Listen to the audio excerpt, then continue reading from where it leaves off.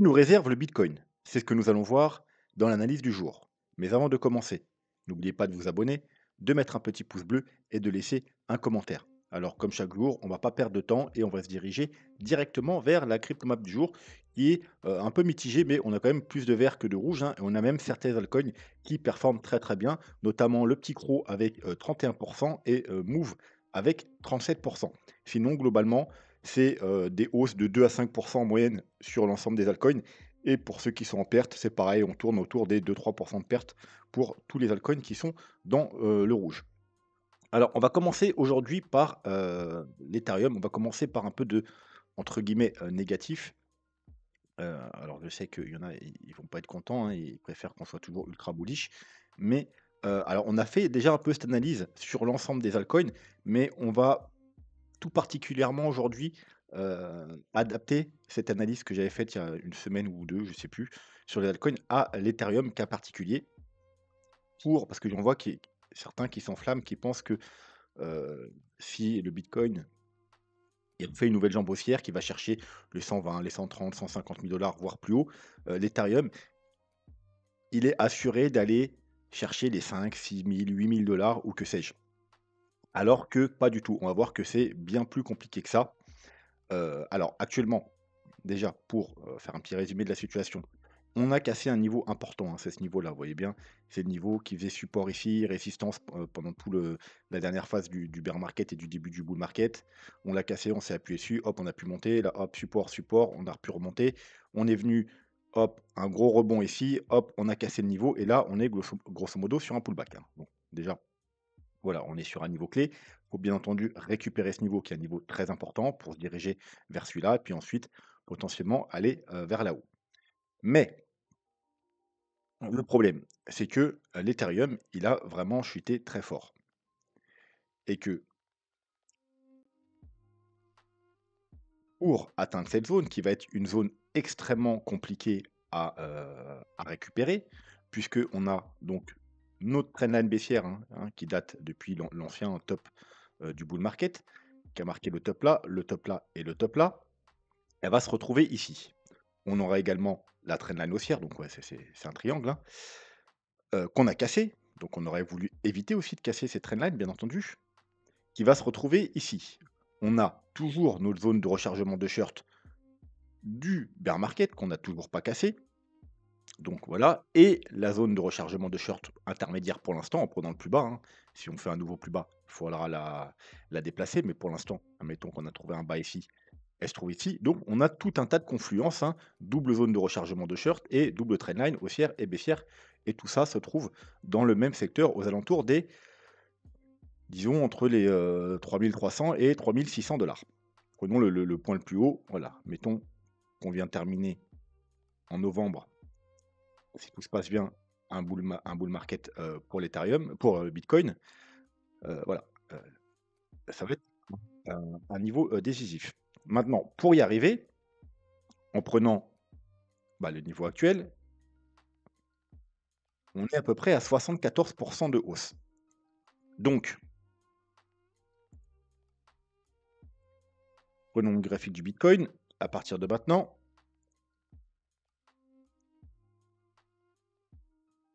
74% de hausse. Ça nous mène à 153 000 $. Ça veut dire que si on n'a pas de réel altcoin season, ça veut dire des altcoins qui surperforment le Bitcoin. Alors déjà, premièrement, il va falloir une nouvelle jambe haussière sur le Bitcoin. Une vraie jambe haussière. On ne parle pas d'aller retester aux alentours des 100K. On parle d'une réelle jambe haussière. Donc, 130, 140, 150K, voire potentiellement plus, soyons fous. Première chose qu'il va nous falloir. Deuxièmement, admettons, on a un Bitcoin qui va, là actuellement, voilà, 74 000 $ aux 153 000 $. Mais qu'on n'a pas, comme depuis le début de ce bull run, des altcoins qui surperforment le Bitcoin. Disons qu'on continue ce qu'on a fait depuis le début du bull market et qu'on n'a pas d'altcoin season et que on a juste un Bitcoin qui surperforme les altcoins. Mettons que l'Ethereum fasse, alors depuis le début du bull run, vous savez qu'il sous-performe le Bitcoin. Hein, on peut peut-être aller regarder le graphique rapidement, hein, tac, tac, tac, tac, tac, et HBTC, voilà. On va même enlever le graphique. Voilà, on a le début du bull market qui est ici. Voilà, il a fait que sous-performer. Donc, il pourrait très bien continuer à sous-performer, même si on avait une nouvelle jambe haussière du Bitcoin, si on n'a pas d'alcool saison. Il pourrait bah, ranger, rester à l'équilibre, faire à peu près pareil, ou effectivement, on pourrait potentiellement avoir une belle alcool saison et surperformer. Mais rien ne nous dit que ça va arriver. Donc, mettons qu'il fasse aussi bien, hein, voilà, on part dans le milieu, dans la théorie du milieu, il fasse un petit range comme ça, à l'équilibre. Bon, eh bien, si le Bitcoin atteint 150, on avait dit quoi? 153 000 et que le Bitcoin fait aussi bien, que l'Ethereum fait aussi bien, eh bien malheureusement, est-ce que c'est ce graphique-là? Non, c'est pas celui-là. Alors on va le rechercher. Hop, ça doit être celui-là. Voilà. Donc, si le Bitcoin va chercher un peu plus de 150 000 et que l'Ethereum ne fait pas mieux, l'Ethereum va seulement rejoindre cette zone, donc les 3 600 $. Vous voyez, donc il ira même pas faire des nouveaux plus hauts. Il va juste continuer, il va aller chercher la trendline et puis voilà, c'est fini. Donc, pour que, admettons maintenant que le Bitcoin, parce que 150 000 c'est déjà une target assez haute. Donc, si le Bitcoin allait rechercher, par exemple, 132 000 ce qui est une target déjà relativement intéressante, c'est-à-dire 50% de hausse par rapport à maintenant. Et si l'Ethereum surperforme, c'est-à-dire qu'on a une petite altcoin saison tranquille de 20%, hein, ce qui est pas mal déjà, le Bitcoin, et bien encore une fois, 24% même, ouais, pour être pile poil, on aurait encore une fois 74% de hausse et encore une fois une Ethereum qui atteindrait ce niveau. Si vous voulez voir un Ethereum qui fasse des nouveaux plus hauts, hein, ça veut dire qu'il est à 5 000, 6 000, 7 000, 8 000 va falloir non seulement que le Bitcoin, bah, il monte très haut, ça veut dire plus que les 150 000 et également un Ethereum qui surperforme de beaucoup le Bitcoin, c'est-à-dire de 30, 40, 50, 60%. Et là, effectivement, seulement dans toutes ces conditions, on pourrait avoir un Ethereum qui atteigne les 5, 6 000, voire peut-être plus, mais ça va pas être chose facile, hein. Heu, donc plus probable, jusqu'à preuve du contraire, bien entendu, si on a des signaux contraires, si on a une altcoin season qui se met en place, on voit que la dominance, elle chute drastiquement et cetera. Si toutes les conditions se mettent en place, on pourrait faire des nouveaux plus hauts, mais sinon, pour le moment, avec ce qu'on a, le plus probable, c'est que si on devait avoir une nouvelle jambe haussière sur le Bitcoin, eh bien, on n'avait pas plus haut que les 3 600 $. Voilà, ça, faut que vous en ayez, quand même, conscience, hein. Je sais qu'il y en a, ça va pas leur faire plaisir parce que, bien entendu, ça va être pareil pour les altcoins, hein. On avait déjà fait un peu cette analyse sur tous les altcoins, mais je voulais vous mettre un exemple précis avec l'Ethereum et voilà. Donc ne vous attendez pas à aller to the moon avec vos altcoins et avec l'Ethereum, même si le Bitcoin va faire une nouvelle jambe haussière. Voilà, il faudra vraiment des très bonnes conditions pour, que certains altcoins fassent des nouveaux plus hauts. Bon, allez, maintenant on va pouvoir passer sur le Bitcoin. Alors avant ça, je tiens à vous rappeler, si vous voulez soutenir la chaîne, vous pouvez, regarder les petites vidéos là, faire des petites donations en crypto, utiliser les liens d'affiliation. C'est que des plateformes que j'utilise personnellement pour trader et investir sur les crypto-monnaies. Et si vous voulez vous diversifier, Trade Republic, meilleure plateforme pour moi pour investir dans les marchés traditionnels. Vous pouvez également faire des petites donations via le petit truc qui est ici, à partir de 2 €. Voilà, vous faites un don de la somme que vous voulez. Et vous pouvez également, hein, pour moi, c'est le meilleur choix pour soutenir la chaîne, rejoindre la chaîne. Et il y a différents paliers, hein. Ça commence à 2,99 € jusqu'à 14,99 € et à partir de 4,99 €, vous avez accès, entre autres, aux, vidéos réservées aux membres. Voilà, et bien entendu, hein, si vous voulez soutenir la chaîne gratuitement, il suffit de vous abonner, mettre un petit pouce bleu et de laisser un commentaire. Ça prend 2 secondes et c'est déjà énorme pour moi. Donc j'ai un peu nettoyé le graphique, hein, c'est notre graphique, de Binance, hein, le graphique court terme. pour que ce soit un peu plus lisible, j'ai changé deux trois couleurs. J'ai, décalé la trendline. Alors la trendline, elle était comme ça. Alors cette trendline est tout autant valide, hein, parce que c'est même celle qui a le plus de points de contact. J'ai préféré perdre un point de contact, mais vraiment avoir une trendline qui prend le vous voyez le haut des mèches, hein. Alors ça dépend des fois je préfère alors pourquoi je préfère celle-là aujourd'hui? C'est tout simplement parce que on va être en confluence avec un autre niveau, on va voir ça, juste après. Donc bref, là, on est en train de travailler le bas de la zone de rechargement intermédiaire.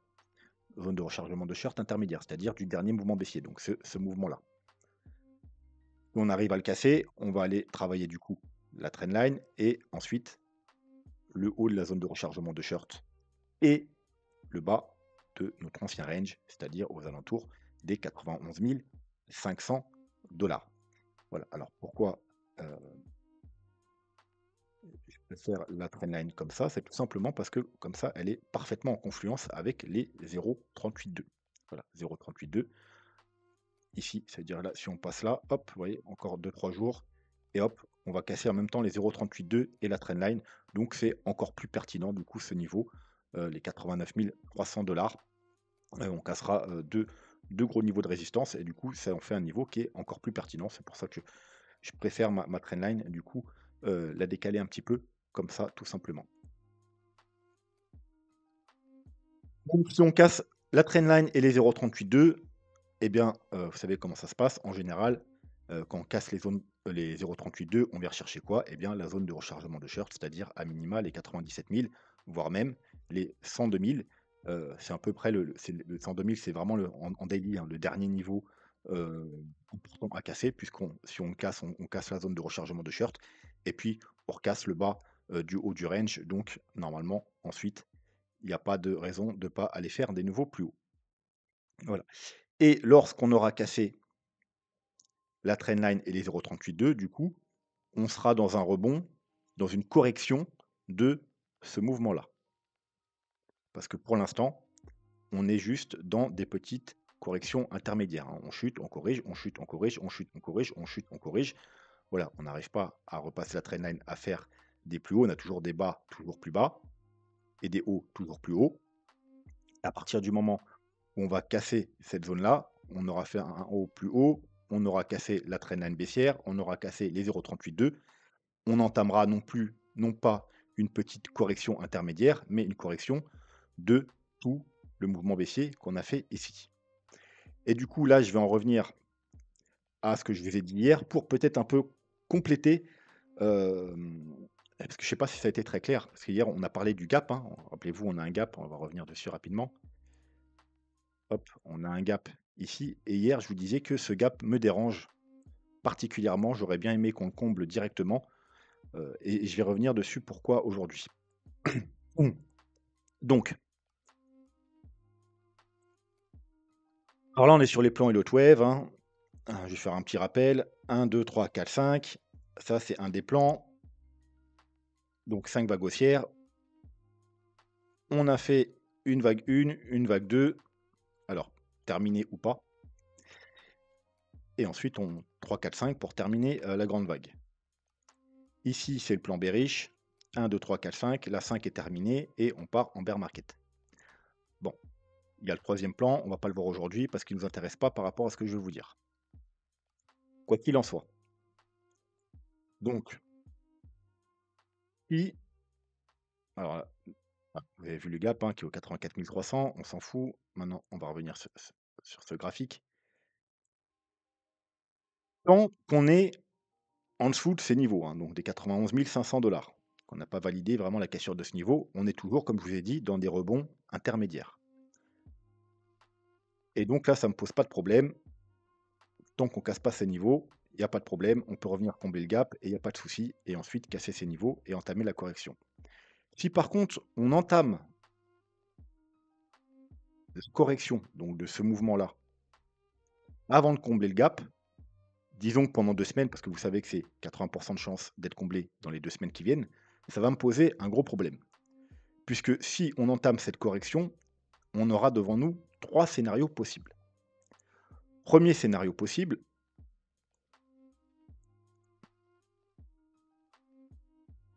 On a bottom ici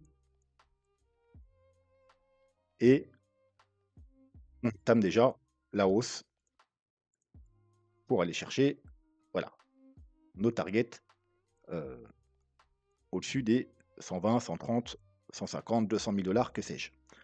OK, premier scénario. Deuxième scénario,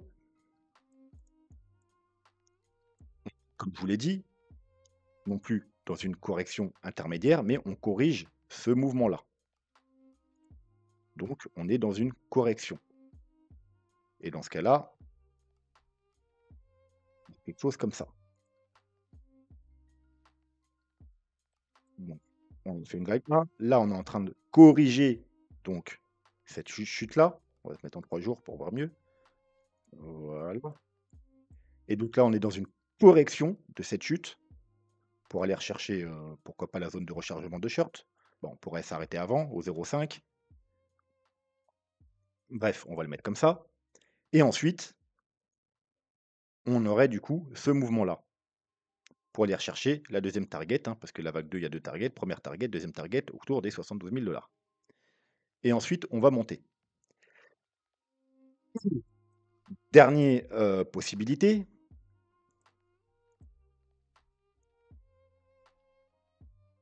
on a toujours fait premier mouvement, on est dans un mouvement correctif. Encore une fois, on va aller rechercher, peu importe, entre là et là. Et ensuite, on va reprendre la baisse et là, bah, tout simplement pour, hein, vu que là, dans ce scénario-là, c'est bear market, pour aller rechercher la zone des 40, 30, 40 000 $. Donc maintenant, le rapport avec le gap. Bah, tout simplement, je pense que la plupart d'entre vous aimeraient être dans ce scénario. Ça veut dire on a bottom et puis c'est bon, on va repartir, tac, tac, tac. Là, on va arriver, on aura peut-être une petite correction et puis on va, voilà, etc., etc. Mais voilà, le bottom est fait, on va plus retourner là.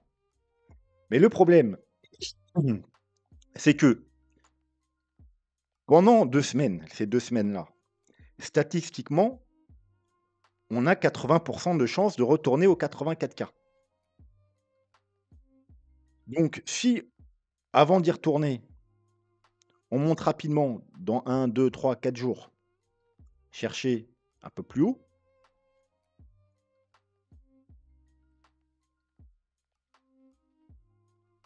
hein, si dans 3 jours on est là, par exemple, ou là, on s'en fout, eh bien, il y a 80% de chances d'être dans un de ces 2 scénarios, puisqu'on a 80% de chances d'aller combler le gap. N'oubliez pas aux 84 000 $. Donc, ça veut dire de retourner là, hein. Donc, si on vient là et qu'on retourne là, il y a de fortes chances que ce ne soit pas pour aller plus bas. Donc, soit le scénario-là qui est pas catastrophique, hein, c'est juste qu'on va aller un peu plus bas puis qu'on va remonter après, mais on pourrait aussi être dans ce scénario-là. Donc, pendant 2 semaines, malheureusement, on a 80% de chances d'être dans un des deux de ces scénarios-là. Si on ne revient pas combler les 80, le gap avant de justement sortir de cette zone. Alors nous, ce qu'on aimerait être, c'est ne plus y revenir aux 84K, hein. Si on vient casser cette zone-là, on n'est plus censé y revenir là. Si on revient là, bah, ce sera pour soit ce scénario, pour aller ici, soit ce scénario pour être en bear market. Voilà pourquoi, je préférais aller le combler, bah, là, dans les jours qui viennent. Je préférais, par exemple, qu'on s'arrête là, hein, ne pas casser la trendline. Voilà, on peut aller un peu plus haut, hein, aux 89 000 $, aller là, voire même faire un petit fake out, une petite mèche pour aller là et hop, revenir là et ensuite vraiment le casser. Voilà, parce que sinon, et je précise bien, pendant 2 semaines, si dans 2 semaines, peu importe où on est là-dedans, les statistiques, 80% d'être dans ces scénarios-là ou scénarios-là ne tiennent plus. C'est juste pendant 2 semaines. Mais pendant 2 semaines, encore une fois, faudra être très prudent et le gap me, dérange beaucoup. Parce que statistiquement, pendant les 2 prochaines semaines, on a plus de chances, si on casse les 90K, de faire soit ça, que, heu, que de devoir trouver un bottom. Voilà, en tout cas, ça nous dit qu'on aura 80% de chances de revenir aux 84K. Voilà, voilà. Bon, j'espère que c'est bien, compris pour tout le monde. pourquoi ce gap me dérange beaucoup, du moins pendant les 2 semaines qui viennent. Ensuite, heu, eh bien, on s'en fout parce qu'il y a plus statistique et il pourra, on aura plus besoin de s'en occuper. Donc on va voir aujourd'hui, 2 petits indicateurs. On va commencer par le Gaussian Channel en, 5 jours. Bon, bah, c'est parfait, on est bien calé dessus. Donc vous savez que Gaussian Channel, c'est un très bon, niveau de support résistance et il nous avertit, certains niveaux à ne pas casser. Et on a un premier niveau qu'on ne voudrait pas casser, c'est le niveau qu'on est en train de tenir actuellement. Voilà, vous voyez qu'on a fait une mèche ici, hop, une mèche, on est réintégré, une mèche, on est réintégré, hop, on a réintégré, on rebondit, tout va bien. Tout va bien, très bon niveau de support. Bon, on pourrait casser ce niveau pour aller chercher ici, comme on l'a fait dans la précédente correction, c'est pas catastrophique. Donc c'est-à-dire aller rechercher les 60 aux alentours des 74K. On peut même faire une mèche en dessous, hein, chercher, notamment, bah, notre target ici au, alors non, c'est pas ça, voilà, aux 72 000 71-72 000 $. Ça poserait pas de problème. Mais ce qu'on veut pas, c'est clôturer en dessous ce niveau. Vous voyez, c'est tout simple. Si on prend juste le bull market, ce bull market là, la première correction, on est venu ici sur la borne haute, donc comme on était ici, un rebond et ensuite on est venu chercher la médiane. On a fait la même chose ici, vous voyez, borne haute, un rebond, on est revenu au niveau des tops, on est revenu au niveau des tops et ensuite on a reculé et on est venu chercher la médiane. Donc vous voyez, on pourrait très bien faire la même chose comme ça, hein. On peut avoir un rebond et vous voyez, on pourrait totalement être du coup là-dedans, hein. Bon, de rechercher pas très loin des tops et puis hop, plus bas, hein. Voilà, comme on a fait là et comme on a fait là. Donc un rebond, on vient rechercher par là et puis ensuite on vient rechercher ici, voire un petit peu plus bas, hein. C'est pas quelque chose qui serait inimaginable. Au contraire, ce serait plutôt tout à fait similaire à ce qu'on a fait dans les deux corrections précédentes. Mais ce qu'on veut surtout pas, c'est clôturer en dessous de ce niveau. Chose qu'on n'a pas faite ici et qu'on n'a pas faite ici.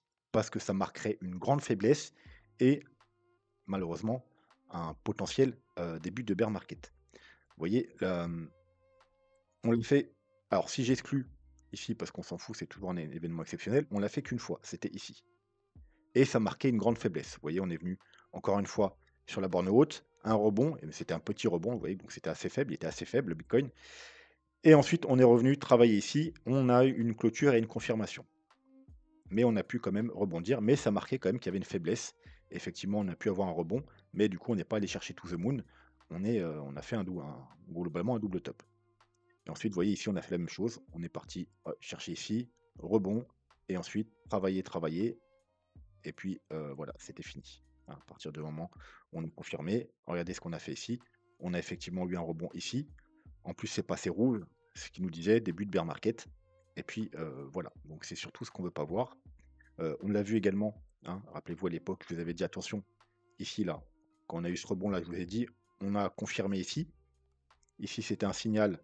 Bon, on a eu de la chance, on a pu repartir à la hausse. Mais là, il y a probablement quelque chose. Attention au rebond, surtout si ça passe en rouge, comme le cycle précédent, on avait fait exactement la même chose. Vous voyez, encore une fois, on vient là, un gros rebond, on pénètre dedans, on sait que va falloir être prudent. On rebondit, on n'arrive pas à repasser ici. Et là, les gens, ils étaient, on va retourner to the moon. Non, hop, on a clôturé en dessous de la médiane et bah, c'était marqué la fin. On est venu faire quoi? La borne basse, rebond, on passe dans le rouge. Pile poil, quand on passe dans le rouge, on est sur un pullback ici et ensuite bear market. Voilà, on a fait exactement la même chose ici.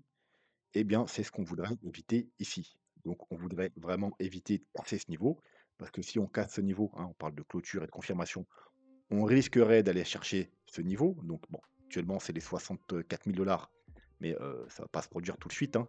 Vous voyez que ça monte fortement, hein, donc on pourrait très bien être, 66, 67, 68, 69, peu importe. Enfin, tout dépend combien de temps ça va prendre, entre les, 65 et les 70 000 $. Et puis rebondir, revenir chercher la médiane, qui sera du coup elle aussi plus haut, hein, potentiellement entre les 75 et 80 000 $.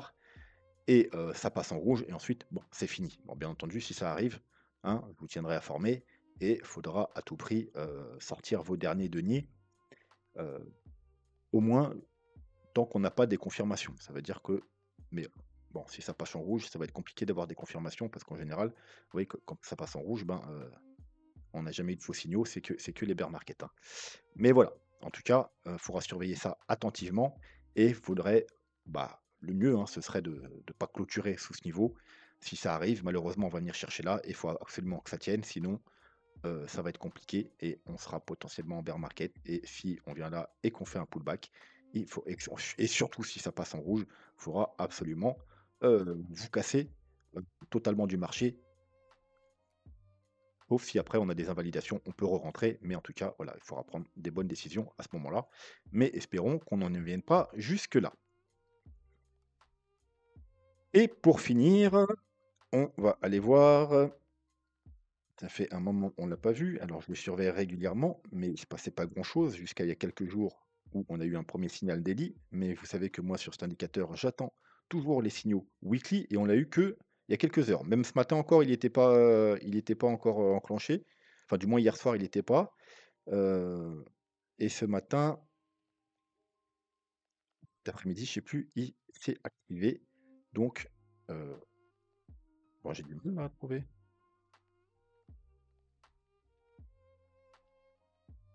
OK, je parle bien évidemment, du H, Ribbon. Donc on va passer en weekly. Alors, on a toujours le signal, et hier, on n'avait pas le signal, on l'avait seulement en daily. Donc moi, j'attends toujours le weekly, hein, parce que le daily, des fois, il y a, plus ou moins des faux signaux, pas beaucoup, mais il y en a quand même. Alors que sur le weekly, on en a quasiment aucun. En fait, on en a un en fait, sur le weekly, mais encore une fois, c'est au moment du covid. Voilà, c'est ici. Bon, on a quand même eu un joli rebond après, hein, mais on a eu un rebond pendant un mois et puis après voilà, on est c'est des niveaux plus bas, mais bon, c'est exceptionnel. Mais globalement, sinon, on n'a jamais de faux signaux. Si on se projette 2 3 mois après, à chaque fois, le signal, eh bien, on est toujours plus haut. Alors, plus haut ne veut pas dire to the moon, hein. Voilà, on a eu un signal ici, par exemple, on était à peu près ici. D'ailleurs, vous pouvez voir que, on va le voir juste après, mais juste après le signal, on a monté un petit peu et après on a eu une correction. Alors, c'est pas une correction énorme, mais c'est quand même 25%, donc c'est quand même pas rien. Et donc, on a pu monter un peu, mais on n'est pas monté to the moon, hein, par rapport, là où on a eu le signal, finalement on a pris 40, hein. Donc c'est pas extraordinaire, hein. Vous voyez, si on devait prendre que 40 là, donc on a le signal au niveau actuel, 40, ça nous mène à 124 000 $. Bon, bah, c'est déjà pas mal, hein, moi je prends, hein, 124 000 $. Mais voilà, ça ne nous indique pas qu'on va aller to the moon. Donc premièrement, les choses à retenir, il y aura plusieurs choses à retenir sur cet indicateur. La première chose et la plus importante, c'est que ce n'est pas un indicateur de trading, ça veut dire que ce n'est pas un indicateur court terme. Ça nous dit en rien qu'on va monter tout de suite. Ça nous dit qu'on va monter dans les 2 3 mois qui viennent. La plupart du temps, si on prend l'indicateur et 2 3 mois après, effectivement, on est plus haut. Mais en aucun cas, c'est un indicateur court terme. J'ai juste vous montré les 2 dernières fois qu'il a, flashé, donc c'était ici. Regardez, on était où? Ici. Donc on avait un potentiel bottom, une, 2, 3 bougies vertes. On était pile sur le top et ensuite on s'est pris 30% de baisse et on a fait des nouveaux plus bas. Là, on a quoi? Un potentiel bottom, une, 2, 3 bougies vertes. Eh bien, on pourrait exactement être, dans les mêmes conditions, hein. On a hop, hop, hop, une correction, un potentiel bottom, 3 bougies vertes, un top, un rebond et voilà, et on pourrait très bien se prendre, 25%, ouais, pour aller chercher les 66 000 $.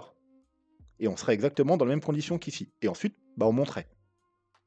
Voilà, donc ça ne veut pas dire qu'on va monter, to the moon tout de suite. Si on prend la fois d'avant, on était exactement sur cette bougie-là. Et après, on s'est pris, boum,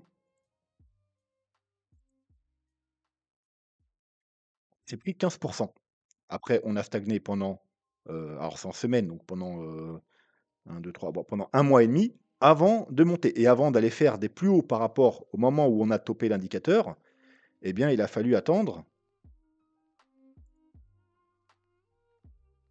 70 jours quand même, non? Donc quand je vous dis que c'est pas un indicateur, court terme, donc voilà, 70 jours, ça fait plus de 2 mois, donc quand je vous dis, c'est en général 2, 3 mois après, donc comptez 3 mois pour être sûr, on sera plus haut.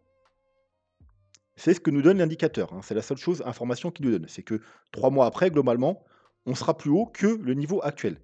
Voilà. Donc, théoriquement,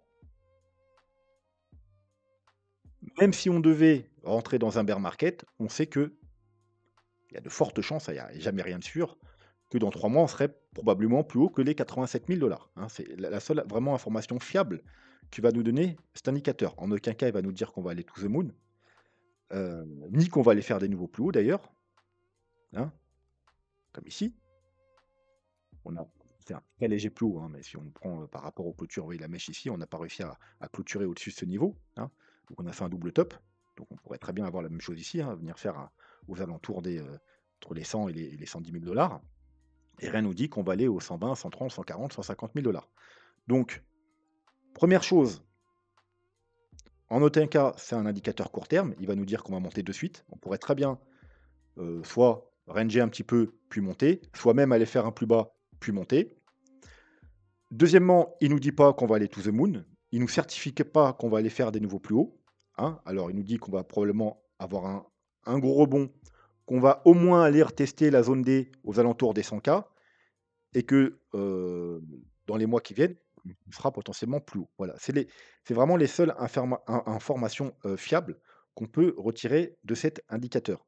Mais en aucun cas, faut prendre, cet indicateur alors oui, hein, en début de bull market, effectivement, ça nous donne des hausses extraordinaires puisque c'est en début de bull market, hein.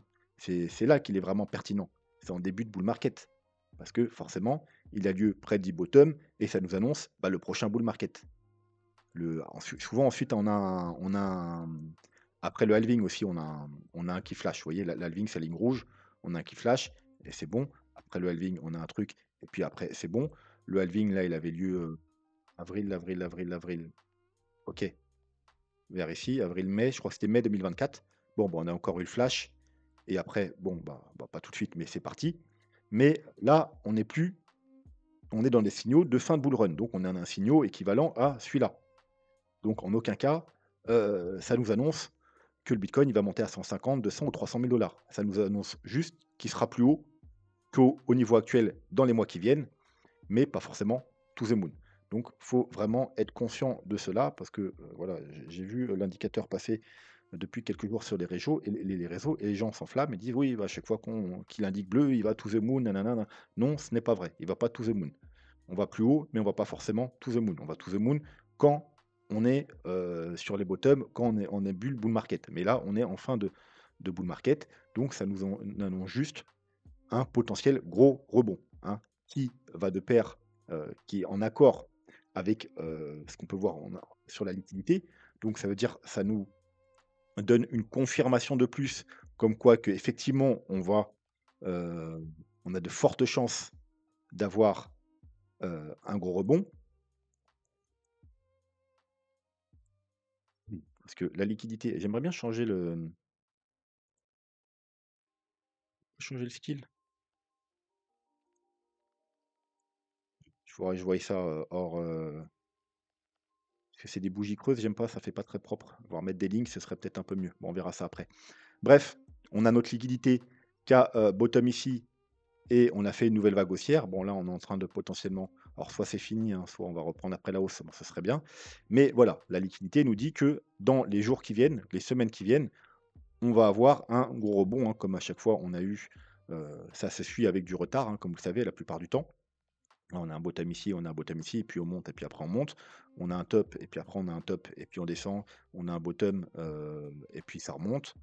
on a un bottom ici, et puis quelques temps après, en général, c'est 2-3 mois plus tard, on a un rebond. Voilà, donc on a fait un double bottom ici.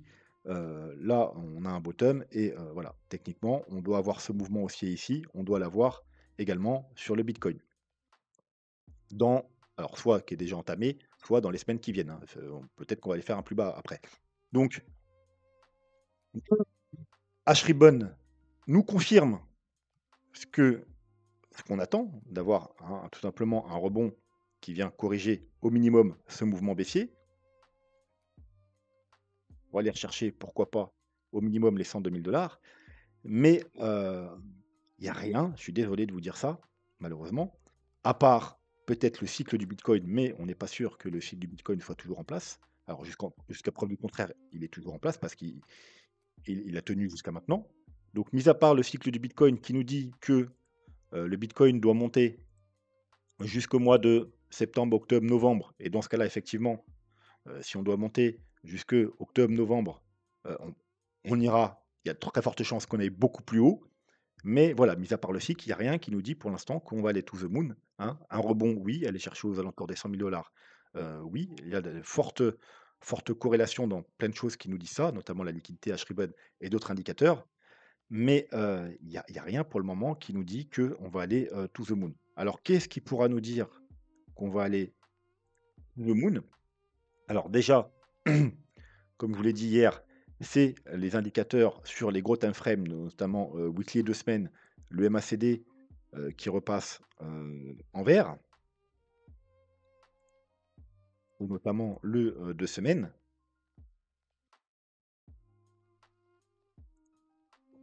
Voilà, s'il repassait positif, effectivement, là, ça voudrait dire qu'il y aura de fortes chances d'aller faire des nouveaux plus hauts, et également, bien entendu, les, vagues d'Elliott. Lorsque on aura eu ce rebond et une correction et une nouvelle vague, comme ici, hein, rappelez-vous. Ici, je vous avais dit: «Attention», puisqu'on avait fait une vague 1, une vague 2, une vague 3. À partir du moment où on a commencé à corriger, alors qu'on n'avait pas atteint les targets de la vague 3, je vous ai dit: «Attention, les probabilités du coup qu'on soit, déjà dans un mouvement correctif et qu'on soit déjà en bear market augmentent considérablement», tout simplement parce qu'on n'a pas atteint les targets d'une vague 3 qui étaient les 161,8. Voilà. Je dis tant qu'on n'a pas été taper les 77 000 $, rien nous dit qu'on n'est pas seulement dans un A, B, C correctif, et c'est exactement le cas. Voilà, donc ce sera pareil.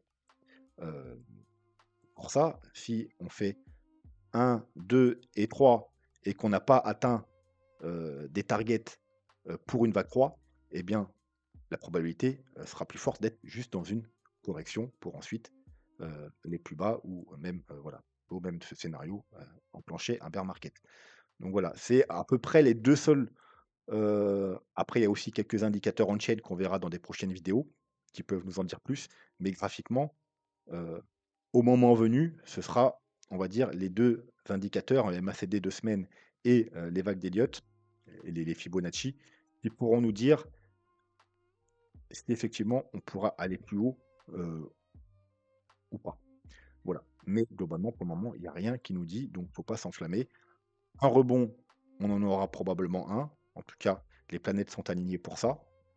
Mais To the Moon, eh bien, malheureusement, c'est pas encore, gagné, même si, bien entendu, on l'espère. Mis à part le cycle, il n'y a pas grand-chose qui nous dit qu'on va continuer encore à monter, pendant les 6 mois à venir. Voilà, allez, j'espère que la vidéo vous a plu. N'hésitez pas à vous abonner, à mettre un petit pouce bleu, à laisser un commentaire. Sur ce, moi, je vous souhaite une bonne soirée et je vous dis à jeudi. Tchuss.